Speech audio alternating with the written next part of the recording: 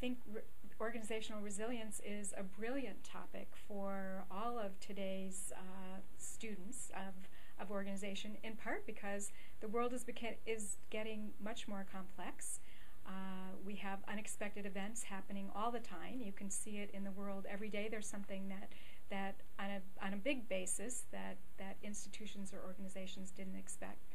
But on a smaller basis, organizations of all kinds are faced with surprises on a day-to-day basis. And this happened to the Baltimore and Ohio Railroad Museum in 2003 when an unexpected snowstorm, in fact it was the largest snowstorm that had taken place in Baltimore in 100 years, led to the collapse of their roof, which collapsed upon the world's largest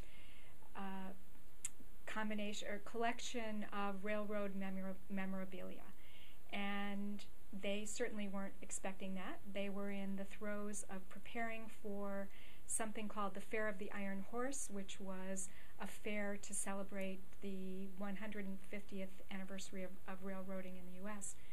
And the question is, how can an organization survive something that big, especially a sleepy organization that the B&O at that time was experiencing some kinds of financial pressures, and their visitorship was down. And in the middle of all that, they had to deal with this big, huge, unexpected surprise. Now, many organizations might not be able to come through that kind of event.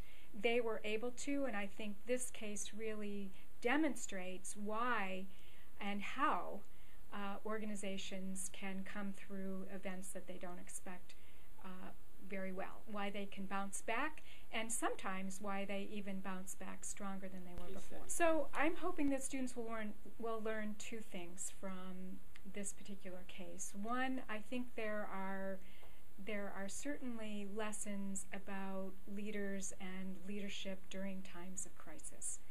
But I also believe that there are lessons about what students can do as they enter organizations to make their organization more resilient.